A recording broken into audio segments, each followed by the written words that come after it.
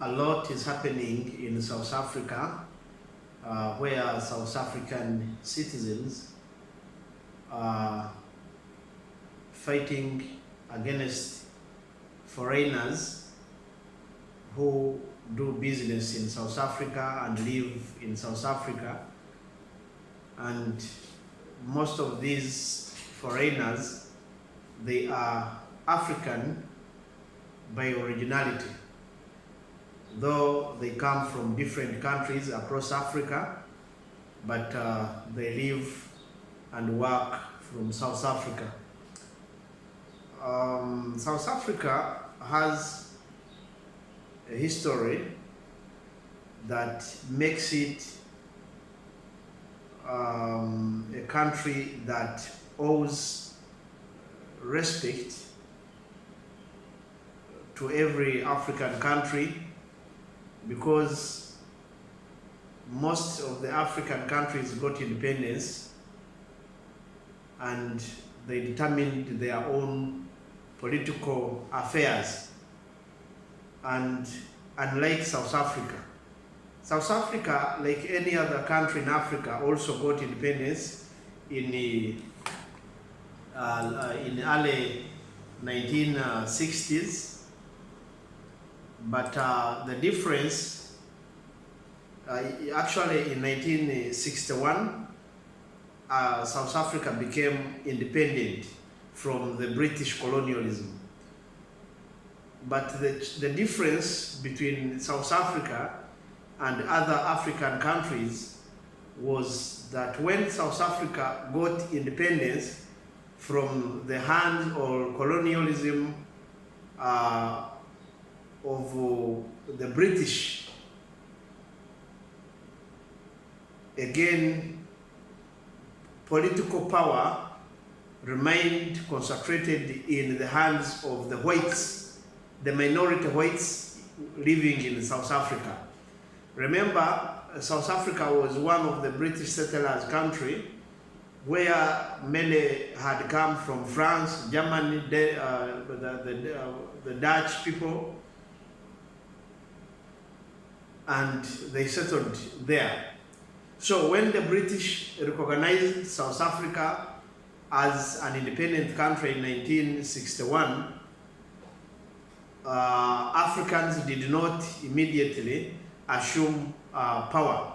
Actually, history has it that South Africa even started getting the independence earlier on in phases than any other African country, because in the 1910, the Union of South Africa was created for self-governing, and in 1931, also a political independence was strengthened.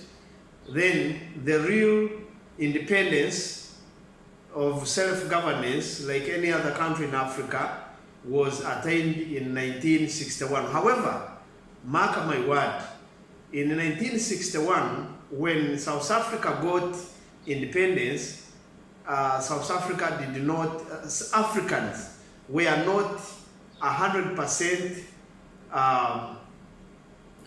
liberated, because this actually marked the increasing of the apartheid policy. For those who don't know what apartheid means, it was a very tough system which introduced a system of racial segregation. Racial segregation, and discrimination, I mean the isolation of some color or colors of people.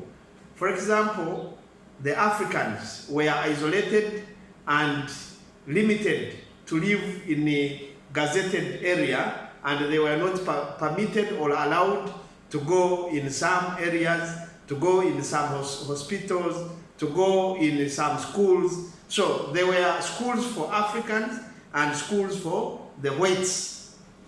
So, but again, even in service delivery, in many things, the whites got the first priority. So this was apartheid, which really ran from 1940s up to 19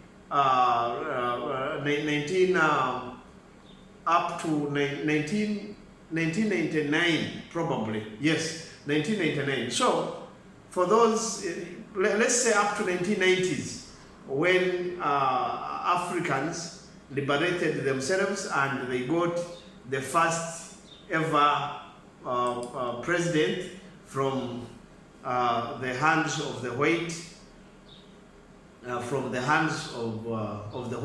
yeah, that is 1994, when the first democratic election took place in South Africa, and then here Nelson Mandela, the one we know, won elections. Now here the last white man who was known as Frederick William de Klerk. Frederick William de Klerk, I think he was the last white president of South Africa. And this marked the end of apartheid. However, South Africa did not fight this war to liberate Africans from this discrimination, from this system of apartheid by themselves. South Africa was helped by many African countries to help Africans in South Africa to liberate themselves, so that they are not discriminated, so that they can enjoy their country, they can move, they can study in any school, they can get medical treatment or medical services from any hospital across South Africa. They were allowed to also vote, and so on and so forth. Now, what is taking place today in South Africa as xenophobia, where Africans are against their fellow Africans from different countries of Africa, I believe is a bad pay. South Africans owe African states, African citizens a big debt, because many African countries sacrificed a lot to make sure that South Africa is completely and finally liberated and completely independent, so that the first man, Nelson Mandela, who was actually in prison for a long time, could also come out of prison and take over the country as the first black president. Now, what is happening is unfair, where black people are brutally killing fellow Africans, fellow black people, that they should go back to their countries. We understand every country is obliged to protect their interests, economic, political, and social interests, but in a fair and democratic manner. I don't think killing foreigners in a way of showing that we are tired of you, you should go back to your countries, is a way how South Africans have really to play their game and to protect their internal affairs, economic affairs, and all that. We also know that today in the developed, in a globalized economy, that foreign investment is one of the key factors as to why many countries grow bigger, and the economy of South Africa has grown because of the economic cooperation with foreign investment or investors. South Africa itself as a country and South Africa nationals have also extended investments outside South Africa. Other African countries have decided not to react the same way how South African citizens have treated foreigners, because we all know that South Africa has many businesses outside South Africa, in our respective countries. We know that one of the biggest telecommunication network, known as the MTN, originates from South Africa. But we have continued supporting it. I don't know why African governments, different states in Africa, have not taken a step as well to isolate this country so that it really understands the importance of cooperation and the importance of respecting fellow Africans. Many South African companies are still operating in different states of Africa, and there are rumors that this fight of South Africans against their fellow black people, this xenophobia, is a planned and supported move by the government of South Africa. That is why the President Ramaphosa has